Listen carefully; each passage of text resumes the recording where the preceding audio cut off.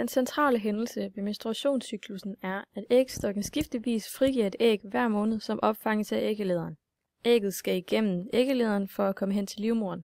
Befrugtes ægget af en sædcelle i æggelederen, sættes det befrugtede æg sig på livmodervæggen, som medfører udvikling af et foster, og en graviditet er begyndt. Befrugtes ægget ikke, frastødes det af livmoderen og udstødes sammen med en blødning, altså menstruationen. Under menstruationscyklusen produceres kønshormoner. Hypotalamus frigiver hormonet GnRH, som er en forkortelse for gonadotropin releasing hormone. GnRH udløser gonadotropiner, som er LH og FSH. LH står for luteiniserende hormon, og FSH står for follikelstimulerende hormon. Disse to hormoner øger udskillelse af de to kvindelige kønshormoner, østrogen og progesteron, som sørger for modning af ægget, ægløsning og klargørelse af livmoderen til en mulig fosterudvikling. Mens dette sker, har hormonet østrogen sørget for, at livmodervæggen er vokset. Det vil sige, at kirtler udskiller slim, som gør det lettere for et befrugtet æg at sætte sig fast. Dette slim udvikles i starten af cyklusen, når der kun er påvirkning af østrogen, og her er det nemt for sædceller at passere. Efter ægløsning, når der er påvirkning af progesteron, vil slimets sammensætning ændres og gør det sværere for sædceller at trænge igennem.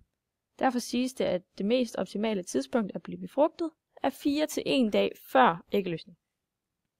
Hormonerne FSH og LH bliver sendt gennem blodbanerne ned til livmoderen, hvor folliklen bliver informeret om at skulle begynde at udskille østrogen for at kunne modne ægget. Når østrogen stiger, giver det en negativ feedback til hypofysen om at skulle danne færre mængder FSH, men giver hypofysen en positiv feedback til at danne mere LH for at kunne modne ægget og gøre det i stand til at forlade folliklen. Når folliklen giver slip på ægget, sendes der en negativ feedback op til hjernen om at al produktion af FSH og LH skal mindskes ved at øge mængden af østrogen og progesteron til enorme mængder for at forhindre flere æg i at blive modnet. Først og fremmest er der, hvad en follikel er. En follikel er den her struktur, som befinder sig omkring et æg under modningen, og som hjælper ægget til at blive modnet. Ved ægløsning åbner den her follikel sig så og ændrer sig til et gult legeme, efter at ægget igen har forladt follikelen. Hvilket leder os til, hvad er et gult legeme og hvad er dets funktion. Det gule legeme hjælper i tilfælde af 2 situationer. Enten hjælper det gule legeme til at danne en tyk og næringsrig livmodershinde ved at udløse østrogen og progesteron.